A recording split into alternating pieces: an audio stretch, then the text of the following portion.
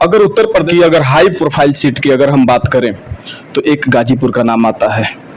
गाजीपुर के भारतीय जनता पार्टी के प्रत्याशी के रूप में पारसनाथ राय जी मौजूद हैं। हम इनसे कुछ मुद्दों पर बात करेंगे। सबसे पहले सर, हमारे चैनल में आपका बहुत बहुत स्वागत है। आपका भी बहुत बहुत धन्यवाद।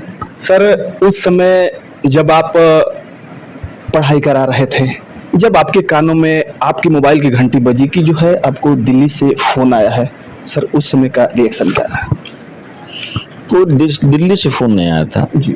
हमारे कार्यकर्ता ने कहा कि आपका फोन है, बात कर लीजिए। तो उन्होंने कहा कि अरे पढ़ा लेते हैं तो निकलते हैं, क्लास से बात करते हैं। कहीं जरूरी फोन है सर, बात कर लीजिए। तो मैं बात किया तो कोई ऐसे ही जो पेपर में देखा होगा या जो समाचार देखा होगा कि आप तो प्रत्याशी हो गए भाजपा के। तो उनका मेरा फालतू समय क्यों बर्बाद कर, तुमको पढ़ाने दो, मैं भाजपा का प्रत्याशी क्यों होने वाला हूँ। कहने सर बात कर लीजिए। तो उन्होंने फिर कहा कि आप प्रत्याशी हैं। हमका क्लास खत्म कर लें तो अध्यक्ष जी से बात कर लेते हैं। क्लास खत्म हुआ, अध्यक्ष जी से हमने बात की तो अध्यक्ष जी ने कहा कि हम आपको फोन करने ही वाले थे, आप गाजीपुर आ जाइए। उस दिन हम लोगों की संघ की एक बैठक थी, समन्वय बैठक थी, तो मुझे 2 बजे आना भी था। तो अपने समय से हम आए तो अध्यक्ष जी ने बताया कि नहीं आप प्रत्याशी हैं जी। अगर सर सामाजिक कार्यों की बात करें तो बहुत सारे सामाजिक कार्य जो है आपके द्वारा किया गया है। कभी आपने सोचा था कि हमको गाजीपुर जिले से चुनाव लड़ना है? कभी नहीं, इस दिशा में मेरी कोई सोच नहीं थी, ना कोई मेरा प्रयत्न था, मुझे रुचि भी मेरी नहीं थी इस तरह की जी। तो सर जैसे जिस समय ये हुआ कि पारसनाथ राय जी का टिकट कंफर्म हो गया है गाजीपुर से, उस समय आपको कैसा लगा? देखिए एक चीज जान जी, पहले तो भारतीय जनता पार्टी या जो पूरा संगठन का सिस्टम है उसके बारे में जानना पड़ेगा कि हम जो काम मिलता है, अभी काम मिल गया, उस काम को हम पूरे मनोयोग से काम करते हैं। ये बैठकें होती हैं, अचानक उद्घोषक जब घोषणा करता है कि भाई आज तक ये काम कर रहे थे, कल से आपको ये काम करना है, तो ये काम छूटा, हम नए काम में फिर उसी स्पीड से लग जाते हैं जो नया काम मिलता है। ये हम ही नहीं, संगठन का प्रत्येक कार्यकर्ता ये काम करता है। एक हमारे संगठन के बड़े अधिकारी कहते थे कि जो कार्यकर्ता है वो तो सादा पोस्ट कार्ड है, पता लिख दिया वो वहां पहुंच जाएगा। तो ये तो संगठन की रीति नीति है। अगर गाजीपुर की सर बात करें तो गाजीपुर में जिस समय चुनाव जो है टिकट दिया गया आपको, अगर जीत की हम बात करें तो जीत को आपको बहुत बहुत अग्रिम बधाई। और अगर आप सब जाते हैं दिल्ली यहाँ से जीत कर, तो पहली प्राथमिकता क्या रहेगी गाजीपुर के लिए? ये तो मैं हर सभाओं में बोलता हूँ कि पहली प्राथमिकता ये है कि आदरणीय मनोज सिन्हा जी ने जो 14 में विकास का रथ चलाया, 19 में आकर वो रुक गया। जो भी उन्होंने सारा काम करीब करीब कर लिया, कुछ स्पीड कम हो गई, उनके रहने के कारण गति धीमी पड़ गई। ऐसे कामों को तेज गति से समाप्त कराना और नए काम जो भी समाज के सामने आएंगे, जो भी कुछ काम अधूरे रह गए होंगे, उनको पूरा करना, ये प्रथम लक्ष्य तो यही रहेगा। सर कुछ अफवाह की अगर बात करें तो जैसे टिकट मिलने से पहले जो है बहुत सारा बयान लोगों में चल रहा था, लोग जो है आंकड़े लगा रहे थे कि कभी जो मनोज सिन्हा जी आएंगे, उनके बेटे अभिनव सिन्हा जी आएंगे। एकाएक सर आपका नाम, यही ना मैंने कहा कि ये तो जो संगठन के नेता हैं वो अपने हर कार्यकर्ता का हिसाब किताब रखते हैं। ऐसे देखिए ना, सकलदीप राजभर को राज्यसभा का टिकट मिला, राजनाथ जी का फोन आया, वो 2 बार, एक बार चुनाव लड़ चुके थे भारतीय जनता पार्टी के टिकट पर, कि सकलदीप जी क्या कर रहे हो? उन्होंने कहा भाई मैं तो खेत में गन्ना गोड़ रहा हूँ। कहा कि गन्ने की कुदाल घर में आके रखो और आप सीधे दिल्ली आओ। जब दिल्ली गए तो पता चला कि वो राज्यसभा के सदस्य मनोनीत किए गए। तो बताए ना कि संगठन की जो रीति नीति है, अपने एक एक कार्यकर्ता का हिसाब रखना और समय समय पर किस योग्य है, कौन सा काम किससे लेना चाहिए, तब उस काम की घोषणा करना उसको। जिस जब आप संगठन से जुड़े, भारतीय जनता पार्टी के एक बहुत अच्छे कार्यकर्ता के रूप में आपने गाजीपुर में बहुत सारा कार्य किया, तो क्या कभी आपकी बात जो है जेपी नड्डा या अमित शाह से कभी हुई फोन पर? नहीं, इस टिकट के संबंध में कभी नहीं। कभी नहीं। तो सर क्या लगता है गाजीपुर में मुकाबला किससे मानेंगे आप? आपका मुकाबला किसी से? मुकाबले की स्थिति जो है समाजवादी पार्टी के प्रत्याशी 5 बार विधायक रहे हैं और 2 बार सांसद रहे हैं, तो ये माना जाना चाहिए कि वो एक मजबूत प्रत्याशी है। मजबूत प्रत्याशी। हाँ, तो अब आज तो मुकाबला उन्हीं से है, लेकिन आम जनता जो जनमानस है वो 19 में जो उनको समर्थन दिया, मनोज सिन्हा जी चुनाव हारे, अब लोग इतना पश्चाताप कर रहे हैं, लोग यही कर रहे हैं कि अब वो गलती हम नहीं दोहरा सकते हैं। तो जैसे कि अगर मनोज सिन्हा जी की बात करें तो मनोज सिन्हा जी के कार्यकाल में बहुत सारे कार्य हुए सर, और अगर अफजाल अंसारी की बात करें, बसपा से अफजाल अंसारी सांसद भी हैं और उनके कार्यकाल में कोई कार्य नहीं कराया गया, तो आप जो है आपका प्रथम कार्य हम जानना चाहेंगे कि गाजीपुर जिले के लिए अगर आप दिल्ली जाते हैं तो गाजीपुर जिले के लिए आपका प्रथम कार्य कौन सा? तो बता दिया मैंने कि जो कुछ काम अधूरे रह गए हैं, जिन कामों की गति कम हो गई है, अधूरे कामों को पूरा करना, जिनकी गति कम है उनकी स्पीड को बढ़ाना। जिस समय टिकट मिला आपको तो परिवार में रिएक्शन कैसा रहा?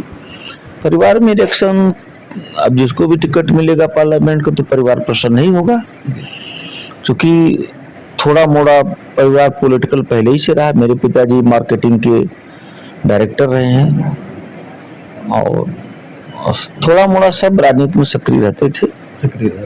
आशुतोष मेरे ही पुत्र हैं, युवा मोर्चा के प्रदेश अध्यक्ष रहे हैं जी। तो ये तो शुरू से है, परिवार में राजनीति का बीज जो है कहीं न कहीं है, तो लोग प्रसन्न नहीं हुए होंगे। एक सर राजनीति की बात करें, समाज सेवा की बात करें तो हर फील्ड में हम जाते हैं। एक छोटा बच्चा जो होता है स्कूल में जब पहली कक्षा में जाता है तो गुरु की अगर हम बात करें तो सर मैं आपके गुरु के बारे में जानना चाहूंगा कि सर इस राजनीति क्षेत्र में आपके जो है इस करियर के अंदर मतलब कौन से गुरु हैं सर? गुरु का नाम सर? केवल संघ, जो अपना संगठन है राष्ट्रीय स्वयंसेवक संघ, उसी को गुरु मानिए, चाहे जो संज्ञा दे लीजिए। प्रारंभ विद्यार्थी जीवन से ही संघ से संपर्क हुआ, और संपर्क तो किसी न किसी व्यक्ति से होता है। तो बहुत पहले यहाँ जगदीश जी जिला प्रचारक हुआ करते थे संघ के, और भी दुर्गा जी जिला प्रचारक थे, तो उन्हीं कार्यकर्ताओं से मेरा संपर्क हुआ।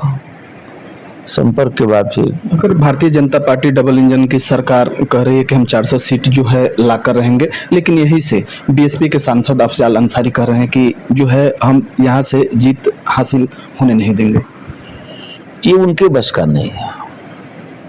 कृष्णानंद राय ने मोहम्मदाबाद में उनको हराया ही था ठीक से, और इसी पार्लियामेंट में वो चुनाव हार कर गए हैं। यही पार्लियामेंट है जहां से चुनाव लड़ रहे हैं। वो समाजवादी पार्टी के जो प्रत्याशी थे, सांसद भी रहे यहाँ के, उन्होंने चुनाव हराया, राधे मोहन सिंह जी।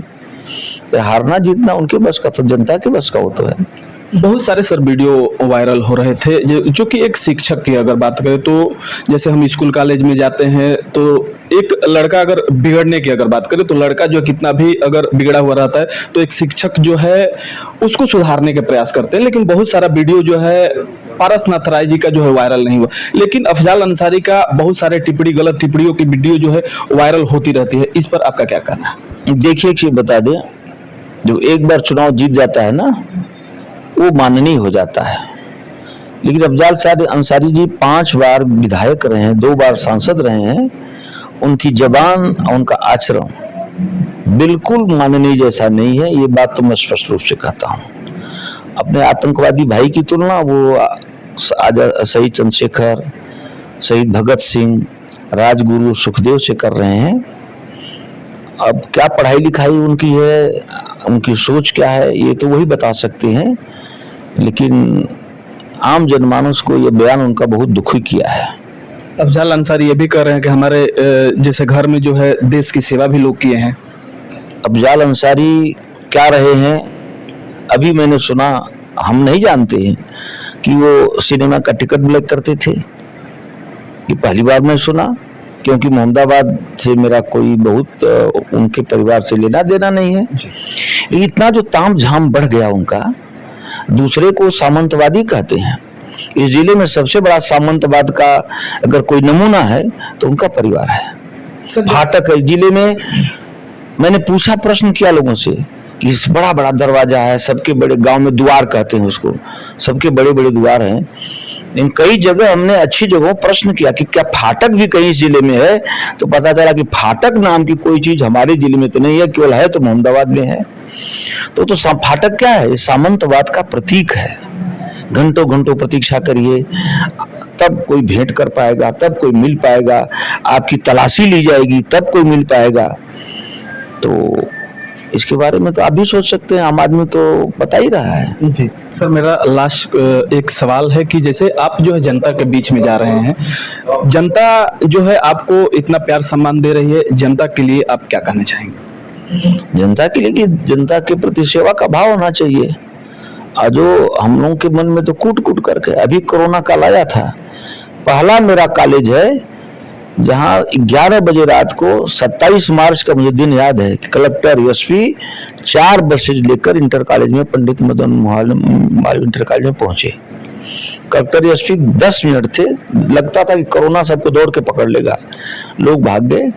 एसडीएम थे सूरज यादव जी, मैं उनकी प्रशंसा हमेशा करता हूँ। उन्होंने कहा प्रिंसिपल साहब कैसे होगा? मैंने कहा सब हो जाएगा, घबराइए मत। केवल जो स्वास्थ्य विभाग के कर्मचारी थे वो जांच कर रहे थे, लोग, अचानक की बात हुई थी, सारा कमरा डस्टबिन से भरा हुआ था।